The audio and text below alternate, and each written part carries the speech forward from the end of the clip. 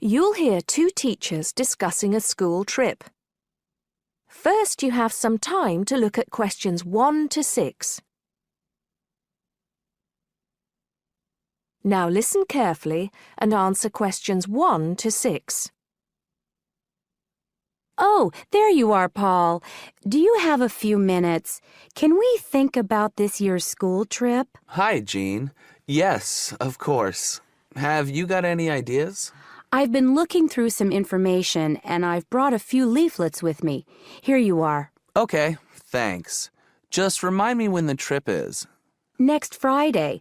We'll be leaving at 9 and be back here at around 4, so we've probably got time to visit a couple of places. Let's see. What leaflet have you got there? Central Gardens. Looks like a nice place. It's open from 9 until 6, so we could go there anytime we wanted, really.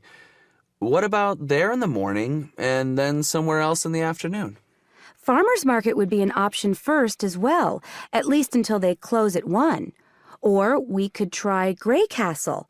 That should be possible in the morning or in the afternoon. Oh, hang on. That's at the weekend. The last admission is at noon on weekdays. Greenhall says the same thing. Queen's Park opens at 8, so we could go there first. Or, according to these times, we could go there on the way back to school, because they don't close the gates until sunset during the week. Okay, that gives us a few options. We went to Queen's Park a couple of years ago, didn't we? I seem to remember that the pupils really enjoyed it. It'd be nice to go somewhere new as well. I've seen groups from other schools going around Grey Castle. So have I. But then again, maybe we should play it safe and go to Green Hall. At least we've got experience of taking classes round there. Farmers Market is popular with other schools, though, so it must be interesting. It'd be good to go somewhere where someone can show the pupils around, explain things to them. I've been on a tour around the castle, and they do a really good job. I think they have guides at the hall, too, don't they? It says here that they used to, but don't anymore. You can get shown round Central Gardens, though. I think we'd have to do any explaining if we took the pupils to the market or the park. That wouldn't be a problem, though. No, and at least those two would be free, wouldn't they? I think all the others charge, and we'd have to get the parents to pay some money. I'm sure they wouldn't mind paying if it was a small amount. Let me check the leaflets. There's a special price for large groups at Grey Castle. Oh, but you can get into Central Gardens for nothing. Right. Oh, I've just thought of something. We wouldn't need to book anything if we were going to Queen's Park, but what about the other places? Central Gardens say you need to let them know if there are more than 10 people in your group, which would include us. The same at Grey Castle.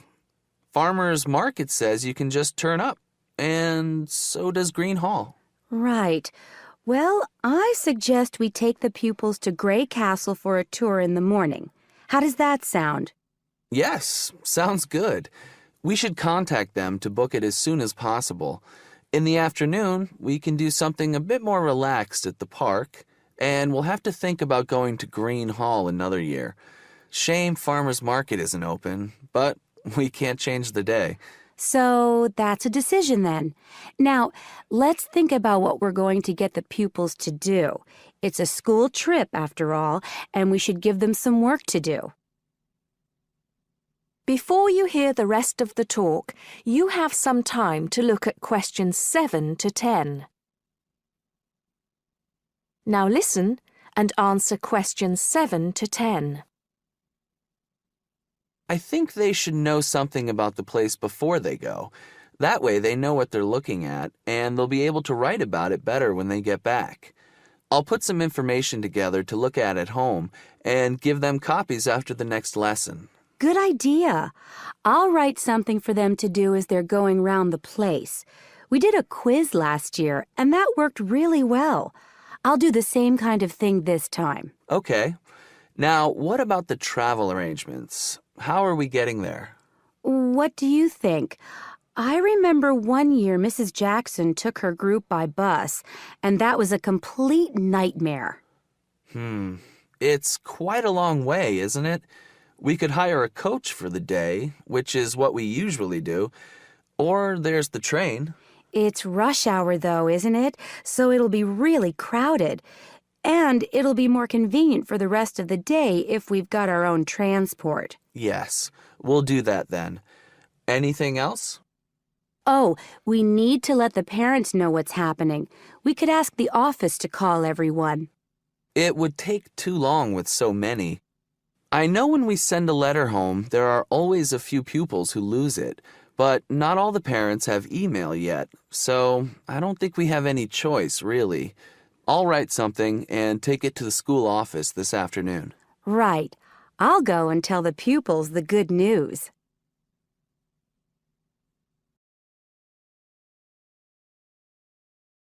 That is the end of part 1. You now have half a minute to check your answers.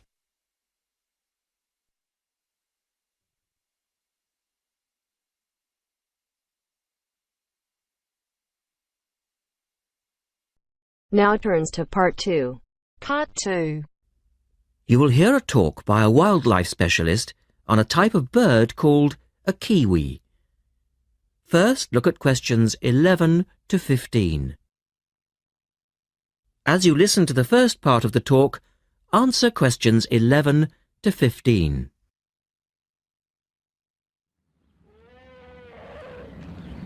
Ladies and gentlemen, welcome to Auckland Zoo on this sunny Sunday afternoon and to our special Kiwi fundraising event. My job is to tell you all about the amazing little kiwi, and your job, hopefully, is to dig deep in your pockets. Now, for the benefit of our overseas visitors here today, I should explain first of all that the kiwi is the national bird of New Zealand, and sometimes New Zealanders themselves are known as kiwis. Now, while kiwis in the wild are a rare sight, the kiwi as a symbol is far more visible. Apart from being in toy stores and airport shops all over the world, you'll find them on our stamps and coins. The kiwi is the smallest member of the genus Apteryx, which also includes ostriches and emu. It gets its name from its shrill call, which sounds very much like this. Kiwi! Kiwi! Kiwis live in forests or swamps and feed on insects, worms, snails and berries.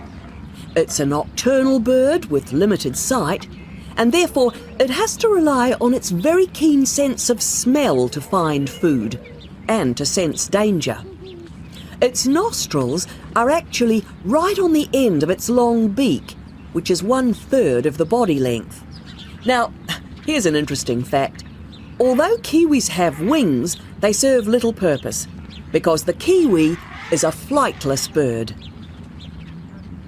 Since white settlement of the islands, kiwi numbers have dropped from 12 million to less than 70,000. And our national bird is rapidly becoming an endangered species. This is because they're being threatened by what we call introduced animals.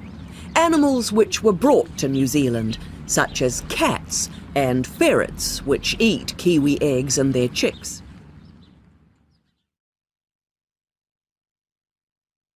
Now look at questions 16 to 20.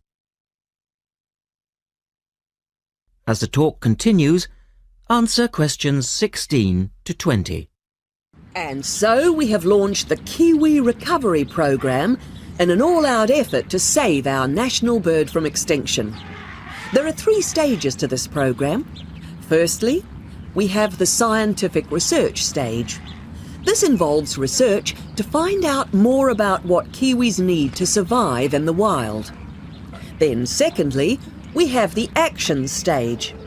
This is where we go into the field and actually put our knowledge to work. We call this putting science into practice. And then we come to the 3rd stage, the global education stage. By working with schools and groups like yourself, as well as through our award-winning Kiwi website, we're hoping to educate people about the plight of the kiwi. As part of the action stage, which I just mentioned, we've introduced Operation Nest Egg, and this is where your money will be going. It works like this. It's a 3-stage process. First of all, we go out to the kiwi's natural habitat and we collect kiwi eggs.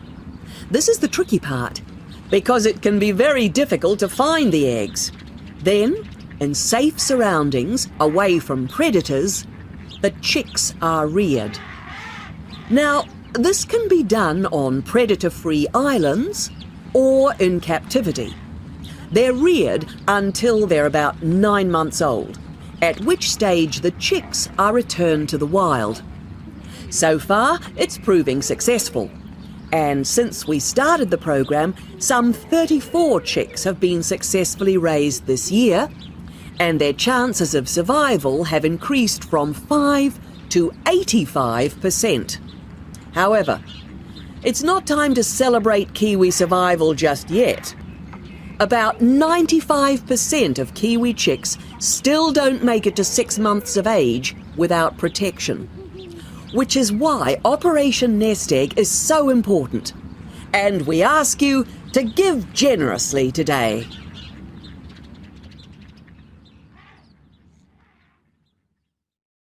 That is the end of part 2. You now have half a minute to check your answers.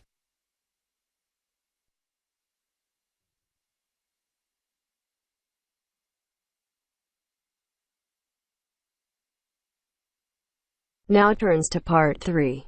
Part 3. In this section, you will hear a discussion between 3 people in a university tutorial. In the first part of the discussion, they're talking about city traffic and the motor car. First, look at questions 21 to 24. Now listen to the first part of the discussion and answer questions 21 to 24. We're very pleased to welcome Professor Isaac Nebworth to our tutorial group today. And he's come to share one of his pet passions with us, city traffic and our Western dependence on the motor car. I believe questions are quite welcome throughout. Thank you. Well, I know you're all very familiar with the superhighway here in Melbourne. But do superhighways automatically lead to super wealth, as our politicians would have us believe? I think not. Can you give us an example of what you mean exactly? Sure. Well, by continuing to encourage this dependence on the motor car, we simply create more congestion and more urban sprawl. And you can see that here in Melbourne, right under your nose. Excuse me, I would just like to say that I feel the sprawl is part of the city. The freeways mean people can enjoy the benefits of living away from the centre on larger blocks with gardens, but still be able to drive back into the city centre for work or entertainment. Well, I'm not convinced that people want to do that. And is our money being well spent? It may be okay for you now, but come back to me in 5 years' time. Let's take CityLink, for example, the new freeway here in Melbourne. Well, I use the freeway all the time. I think it's great. Ah, yes, but it cost $2 billion to build, and you could have gotten 10 times the value by putting the money into public transport. If you give the automobile road space, it will fill that space, and you'll soon find you'll be crawling along your CityLink. But surely you cannot simply blame the car. Some of the blame must rest with governments and city planners. Well, there is an argument, surely, that building good roads is actually beneficial because most new cars these days are highly efficient. They use far less petrol than in the past, and emissions of dangerous gases are low. Old, congested roads, on the other hand, encourage traffic to move slowly, and it's the stationary cars that cause the pollution and smog, whereas good roads increase traffic speeds and thus the amount of time cars are actually on the roads. Well, this is the old argument put forward by the road lobby, but for me it's clear-cut. Roads equal cars, which equal smog. Public transport is the way to go. In the second part of the discussion, The professor talks about public transport in different cities. Look at questions 25 to 30 first. As you listen to the discussion, complete the questions about public transport. Now, on that topic of public transport, I read somewhere recently that Australia isn't doing too badly in the challenge to increase the use of public transport. Better than America, granted. But by comparison with Canada, it's not so good. For instance, if you compare Toronto with the U.S. metropolis of Detroit, only 160 kilometers away, in Detroit, only 1% of passenger travel is by public transport, whereas in Toronto it's 24%, which is considerably better than Sydney, which can only boast 16%. Well, I think it's encouraging that our least car-dependent city is actually our largest city. 16% of trips being taken on public transport in Sydney isn't too bad. But it's a long way behind Europe. Take both London and Paris, for instance, where 30% of all trips taken are on public transport. Well, they do both have an excellent underground system. And Frankfurt comes in higher still at 32%. I understand that they've been very successful in Copenhagen at ridding the city of the car. Can you tell us anything about that experiment? Yes, indeed. Copenhagen is a wonderful example of a city that has learned to live without the motor car. Back in the 1960s, they adopted a number of policies designed to draw people back into the city. For instance, they paid musicians and artists to perform in the streets. They also built cycle lanes, and now 30% of the inhabitants of Copenhagen use a bicycle to go to work. Sydney, by comparison, can only boast 1% of the population cycling to work. It could have something to do with all the hills? Then they banned cars from many parts of the city, and every year 3% of the city parking is removed. And by constantly reducing parking, they've created public spaces and clean air. Really? There are also freely available bicycles, which you can hire for practically nothing. And, of course, they have an excellent public transport system. Well, that's all very well for Copenhagen, but I'd just like to say that some cities are just too large for a decent public transport system to work well, particularly in areas with low population. Because if there aren't many people using the service, then they don't schedule enough buses or trains for that route. I accept that there's a vicious circle here, but people do need to support the system. And secondly, the whole process takes so long because usually you have to change. You know, from bus to train, that sort of thing. And that can be quite difficult. Ultimately, it's much easier to jump in your car. And often it turns out to be cheaper. Sure, but cheaper for whom? You or society? We have to work towards the ideal and not give in all the time because things are too difficult. Anyway, let's move on to some of the results of the survey, which I think you'll agree. That is the end of part 3. You now have half a minute to check your answers.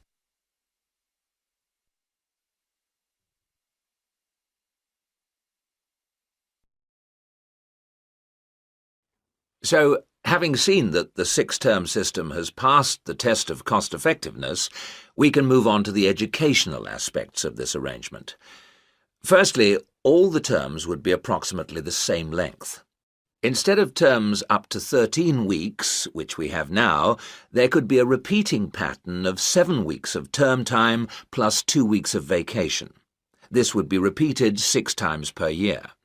How does this affect the effectiveness of the educational provision? The most noticeable result would be that the very long summer holiday would be reduced in length. This byproduct of the 6-term system could be beneficial. There's plenty of evidence of huge learning loss by pupils during the summer holidays. By learning loss, we mean the amount that pupils forget or lose during a holiday break.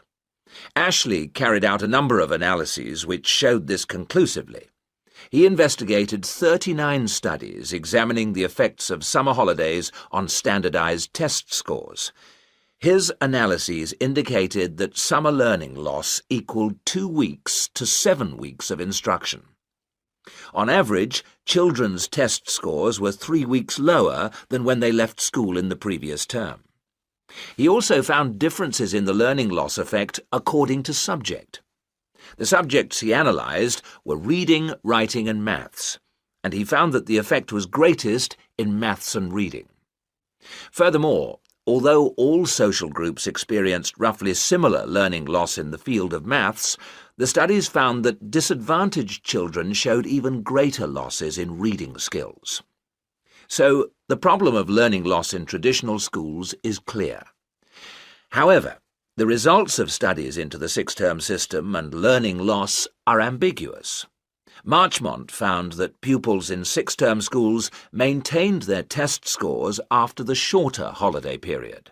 This is certainly an improvement on the traditional system where, as we have seen, pupils perform worse after the summer break. Benson, however, found no differences between those in traditional schools and on the six-term schedule. It would seem reasonable that if long holidays result in learning loss, then shorter holidays should result in less learning loss. So we await the outcome of further studies. Historically, of course, everyone knows the reason for our system of 3 terms per year. In days when agriculture was of much greater importance in our working lives, it was essential that the children helped with the harvest.